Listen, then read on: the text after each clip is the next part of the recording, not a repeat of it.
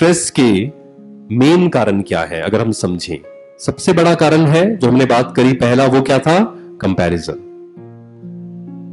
मैं जो हूं जैसा हूं, बस मुझे कभी भी दूसरे से ना तो इन्फ्लुएंस होना है, ना ही कभी दूसरे की तरह बनने की कोशिश करनी है।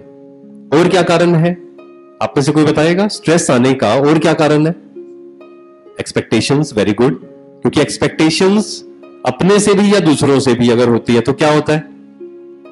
एक्सपेक्टेशंस होना प्रॉब्लम नहीं है, लेकिन एक्सपेक्टेशंस जब फुलफिल नहीं होती है तो क्या होता है? स्ट्रेस। तब लगता है कि मेरी बात ही नहीं सुनी किसी ने, मेरी बात ही नहीं मानी, मेरे अकॉर्डिंग चल ही नहीं रहे लोग, मैं बड़ा हूं, मेरी बात तो माननी चाहिए सबको। तो क्या शुरू हो जाता है? अंदर ही अंदर नेगेटिव साइकिल शुरू हो जाता है। और क्या कारण है स्ट्रेस का? बिल्कुल सही, एक्सपेक्टेशंस। और क्या रीजन है? इधर से कोई बताएगा? हाँ जी, हाँ, फ्रस्ट्रेशन तो एक स्ट्रेस का यूं कहें आउटकम है या उसका इफेक्ट है ना? मतलब हमें वो साइंस दिख रहे हैं कि जिसको स्ट्रेस होगा उसको क्या फ्रस्ट्रेशन भी होगी, लगेगा कि मेरे अकॉर्डिंग चीजें नहीं हो रही। और क्या रीजन है? स्ट्रेस का रीजन क्या है? हाँ, एक्सपेक्टेशंस, आकांक्षाएं बहुत होना। बिल्कुल, इधर से कोई आवाज बोल रहे थे। हाँ, अपने जीवन से क्या होना? अनसेटिस्फैक्शन होना, डिससेटिस्फाइड होना, हमेशा ये लगते रहना कि मेरे पास कुछ भी नहीं है, या यूं कहें हमेशा एक ही विचार अपने अंदर चलते रहना कि मुझे ये चाहिए, वो चाहिए, ये मिल जाए, वो मिल जाए। वो हर किसी से बात भी करेंगे, किसी रिलेशन में भी आएंगे तो उनके मन में क्या होगा? मुझे ये चाहिए। भगवान के साथ भी अगर संबंध बनाएंगे तो कैसा बनाएंगे?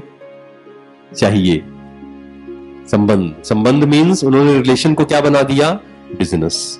तो वहां पर स्ट्रेस होना स्वाभाविक है, क्योंकि चाहिए चाहिए जब मैं कहूंगा और सामने से मुझे वो चीज नहीं मिलेगी तो क्या होगा? स्ट्रेस होगा। और क्या रीजन हो सकता है? काफी सारे रीजंस हैं, आप सोच के बताइए स्ट्रेस का और क्या कारण है। हाँ, कोई भी बोले, जिसने नहीं बोला है वो बोले। हाँ जी, हाँ, कंपैरिजन हो गया। कंपैरिजन तो है ही बिल्कुल स्ट्रेस का कारण। कंपेयर करते ही कि मुझे उससे ज्यादा बड़ी गाड़ी चाहिए। आजकल सबसे बड़ा कारण ये है। कल भी एक भाई से हम बात कर रहे थे तो उन्होंने बोला कि जो हमारे बॉस थे, कहते कि वो बहुत ही खुश थे, बठिंडा में वो रहते हैं, बहुत खुश अपने जीवन में, उनको कुछ ज्यादा भागदौड़ नहीं, पैसे के पीछे वो भागते नहीं थे। लेकिन उन्होंने कहा कुछ दिन पहले ही वो शिफ्ट हुए चंडीगढ़ में और उनका फोन आया मेरे पास और वो कहने लगे कि अब तो मेरे को बहुत मेहनत करनी पड़ेगी, क्योंकि अब मेरे को ना बड़ा घर लेना है, वो 5 करोड़ का है, मेरी बेटी को एक घर देना है, वो 5 करोड़ का है, तो 10 करोड़ मुझे चाहिए, अब तो मुझे बहुत मेहनत करनी पड़ेगी, अब तो मेरे को टेंशन हो रही है। दैट मीन्स जैसे ही मैंने दूसरों को दिखाना शुरू किया, जिसको हम कहते हैं शो ऑफ, तो क्या हुआ? स्ट्रेस बढ़ना शुरू हो जाएगा।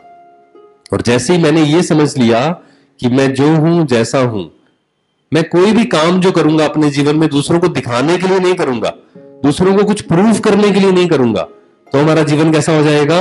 Simple, simple and beautiful. तब हमारे अंदर स्ट्रेस कैसी रहेगी? जीरो। किसी को दिखाने के लिए अगर हम सब कुछ करते गए, शो ऑफ के लिए करते गए अपने जीवन में, तो हमारा स्ट्रेस बढ़ना शुरू हो जाएगा। और क्या रीजन है? पीछे से कोई बताए, और कोई बताए। Negative thoughts. Very good, yes. Positive thoughts means आप खुश रहेंगे और नेगेटिव थॉट्स मीन्स स्ट्रेस होना शुरू हो जाएगा। और क्या कारण है? बहुत सारे रीजन है, दिन भर में हमारे सामने वो आते हैं। आप खुद सोच के देखिए, सिर्फ थ्योरेटिकल नहीं, आप सोच के देखिए कि आपको किस कारण टेंशन होती है, किस कारण स्ट्रेस होती है, उसका रीजन क्या है। बहुत सिंपल आंसर मिलेगा। और आप जो आंसर देंगे, सही गलत कोई बात नहीं, जो आपको लगता है वो आंसर दीजिए। इधर से बोले, इधर से स्ट्रेस हो गया है शायद इस बात का।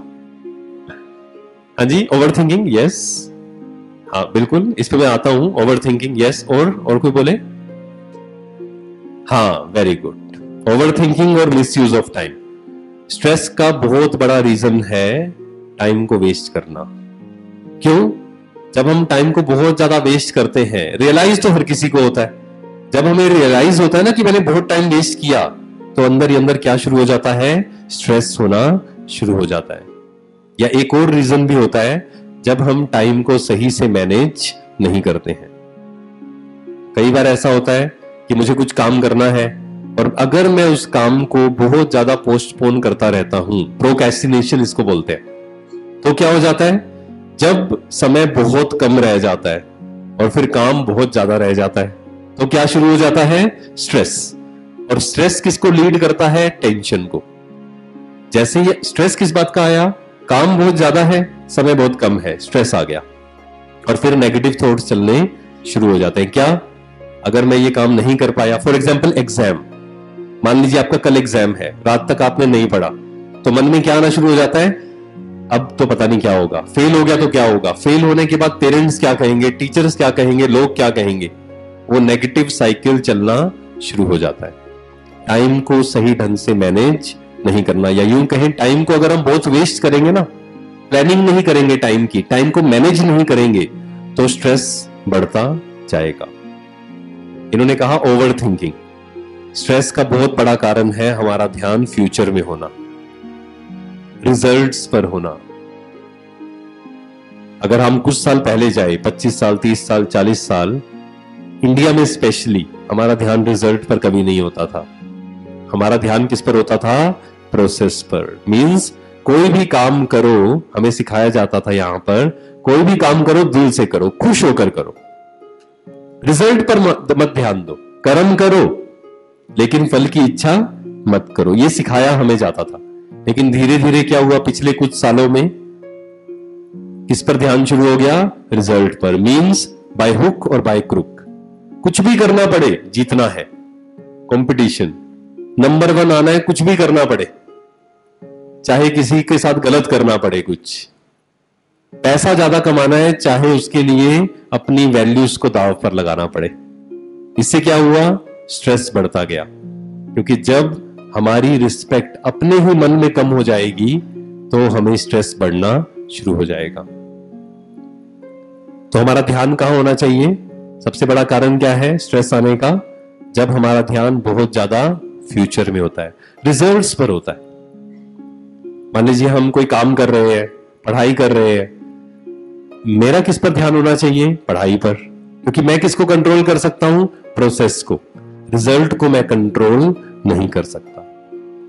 तो दूसरी चीज हम जो लेते हैं, पहला हमने किया कंपैरिजन, आज से मुझे कभी भी अपने को कंपेयर दूसरे से नहीं करना, अपने आप को बार बार बताना है 2 थॉट्स, स्ट्रेस फ्री रहने के लिए 2 थॉट्स याद रखें, पहला आई एम यूनिक, दूसरा आई एम स्पेशल, 2 चीज। Second way to be stress free, दूसरा है don't try to control everything. जीवन में हमेशा सब कुछ कंट्रोल करने की कोशिश मत करें, क्योंकि जिन्होंने भी ऐसा करने की कोशिश की वो क्या हो गए, पागल हो गए।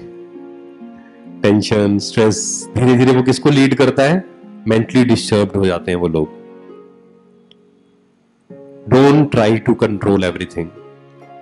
इसके लिए मुझे क्या करना होगा, हर रोज दिन में कम से कम 1 घंटा साइलेंस। मैं जहां भी जाता हूं, चाहे यूथ या कोई भी एज ग्रुप हो, मैं एक ही बात कहता हूं कि सबको कम से कम 1 घंटा साइलेंस में खुद के लिए निकालना बहुत जरूरी है।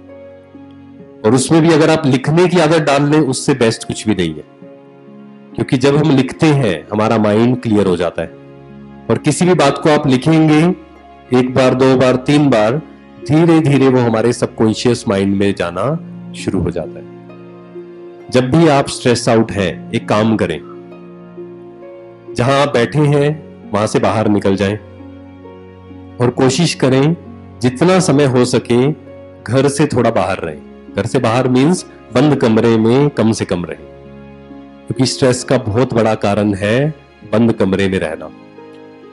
एसी का बहुत ज्यादा यूज जो लोग करते हैं और बंद कमरे में रहते हैं, तो क्या होता है, धीरे धीरे स्ट्रेस बढ़ना शुरू हो जाता है। हमें क्या करना है, थोड़ा समय नेचर से कनेक्ट हो, पेड़ के पास या कहीं पार्क में जाकर। जब भी स्ट्रेस आउट है, पार्क में चले जाएं या कहीं छत पर चले जाएं और अपने आप से एक क्वेश्चन पूछें। हो सके तो लिख लें, एक लाइन लगाएं पेज में, एक साइड लिखें things which I can control, ऐसी चीजें जिसे मैं कंट्रोल कर सकता हूं, और दूसरी साइड में क्या लिखें, things which I can not control. अगर आपने एक बार ये एक्टिविटी कर ली 2-3 बार कर ली अगर, तो क्या होगा, धीरे धीरे मन को समझ आ जाएगा कि ये चीज मेरे कंट्रोल में नहीं है।